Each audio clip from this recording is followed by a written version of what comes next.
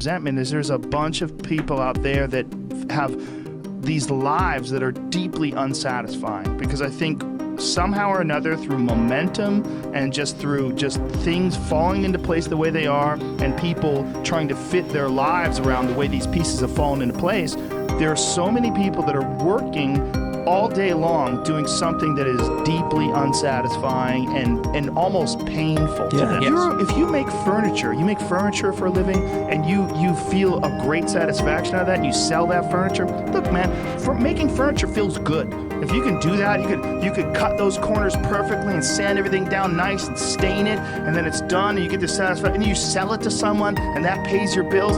That is infinitely more satisfying than being stuck in some fucking cubicle working for someone that you don't want to work for, having to have these stupid fucking office meetings, talking to people in human resources, sitting down with your supervisor where they evaluate your job performance, and you're not really, you really need to be enthusiastic about this company. This company is your future. This company, you're like, fuck, kill me now.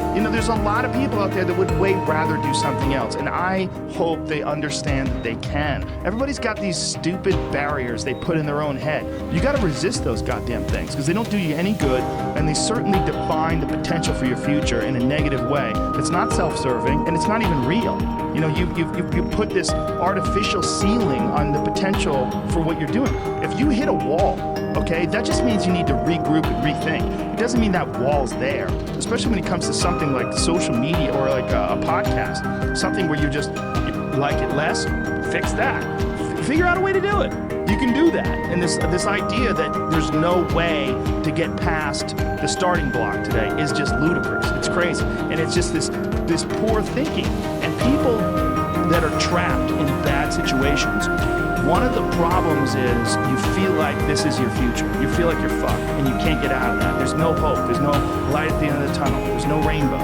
And if you feel like that alone can be incredibly defining and limiting. But if you can look at yourself objectively and say, okay, I kind of am fucked here. I'm in credit card debt. I'm working in a shitty job. I don't like what I'm doing, but I have some ideas. I need to feed those fucking ideas. I need to feed them and water them, and I need to set aside a certain amount of time every day to just try to make those things happen. You can do that. Wondering why other people's success, or wondering why other people are successful, is the refuge of losers. Wondering why other people are successful. Like, who gives a fuck? You can say you think it sucks, but to spend time wondering why someone is successful and hating on someone that's successful, it doesn't do any good. It's like, what is that old expression that jealousy is, it's a poison that does the opposite of its intended? Is that your mind, you have a certain amount of bandwidth. This is why I don't read Instagram comments or Twitter comments or YouTube comments. Like, I don't have any time. If I read them, it's an accident. But to seek them out, like, you have bandwidth. I don't spend time wondering why I hate things or hating on someone or being jealous. You have, let's call it units. You have 100 units of bandwidth in your mind. So that means there's 100 units that you can spend on things you care about, or you could let your mind be occupied by some stupid fucking Twitter feud that you're in with some idiot that you don't even know, and you could spend 30% of your Twitter bandwidth or your mind bandwidth on this, and then you only have 70% for the things you love. And then maybe you're involved in some fucking relationship with someone who's an idiot, and you're arguing back and forth with them. Well, there's another 30% that's gone. Now you have 40% left. You have 40% for the things you love instead of 100%. But if you only concentrate on the things you care about that mean something to you, and I think that there's a lot of people out there that think somehow or another you're going to get to some place where you're living in silk sheets and you're getting your toes done while someone's dropping grapes into your mouth. I don't want that. I've never wanted that. That guy's not going to be happy. He's going to be bored. An hour into the grapes, he's going to get those fucking grapes away from me. Stop painting my toes. What am I doing in this bed? I got to do something. I'm not stimulated.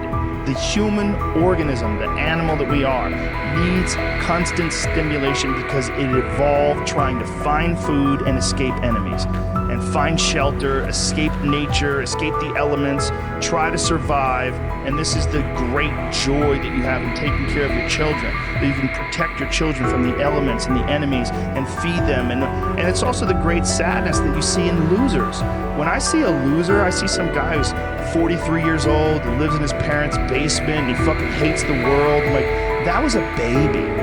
Man, this is a baby that somebody just gave shitty nutrients to, whether it's nutrients in the forms of food or in the form of thoughts and ideas and examples. And this kid developed these horrible, self-defeating patterns of behavior that have led them to this point where they're this middle-aged person with no future and no idea of how to get out of this rut, and probably never will escape it, and might just wind up sucking on a gun. You know, I mean, this is the world that we live in today. And I think part of that world is because we have been fed this line of horseshit that you're supposed to seek comfort. And I don't think you are. I think you're supposed to seek lessons, and you're supposed to seek difficult tasks and accomplishments. And through those things, and through doing things that are hard to do, even if it's just a fucking 90-minute hot yoga class. I do a 90-minute yoga class, man. Those last 20 minutes, I do not want to be there, man. And I definitely don't want to give 100%. And I can cheat. I can kind of half-ass it. I can. But if I don't, and I get through it, when that time is up and the lady says namaste and everybody gets up, I'm like, fuck, man, I made it. You know, I lost 15 pounds. My fucking yoga mat is drenched to the point where I can literally wring it out and fill a jug up with water. But through that struggle, I will now have a better day, and I better fucking do it again tomorrow or do something else. Because if I just think, well, tomorrow I'm just going to coast and eat Twinkies and watch TV.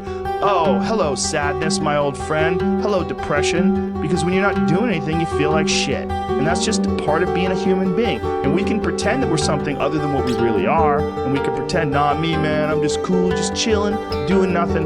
Bullshit. You're a fucking human. You're a human being. You evolved from the fucking hundreds of thousands of years of hunters and gatherers and people that were struggling. Those were human reward systems are carved deeply into your DNA. And if you don't respect that, if you don't respect the mechanism of happiness and fulfillment and what you really need to do in order to feel satisfied in life, camaraderie, love, family, friendship, struggle, testing yourself, learning, all those things are imperative. They're all a giant part of being a person. Concentrating on people that suck or being jealous about people that are doing well does me zero good. But instead, if someone does well, I can be inspired and I can get fired up by it. I mean, I figured this out in my early 20s. I was like, okay, this is I have a poor way of looking at it because it's a martial arts thing. Because in martial arts, like, you can't be jealous of someone else's ability. You have to realize you might have to fight them someday. So by realizing that they're really good, you're forced to be objective about it. And you have to go to work. Like, you have to go, fuck, that guy's better than me. I got to get better. And you have to go to work. Right. There's no positive benefit in underestimating someone. Underestimating someone will get you fucking killed. Like, literally. You're gonna get. But this is something I've cultivated for a long time and avoided things that make me unhappy and figured out what those things are and been very rigid about eliminating them from my life. And one of the big ones is eliminating interactions with people that are negative.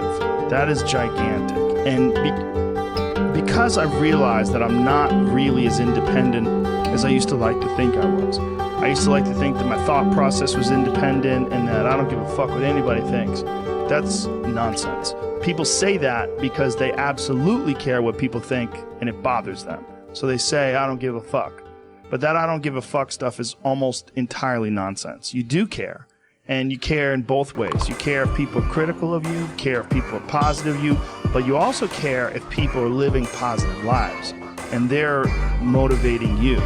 That's a big one. People are fuel, and other people. It's one of the reasons why I like talking to people. One of the reasons why I like to do podcasts, because I get a lot out of, like just talking to you about your time in the monastery or your push to get to that 100 miles. You get energy out of people like that, and you think about this energy and you think about this inspiration when you're doing other things. And it also sets in your mind that when you meet these exceptional people that move you, like, what are the characters What are the qualities that they have? What are the characteristics that they possess? And those things become significant and important to you. Whereas if you live around a bunch of people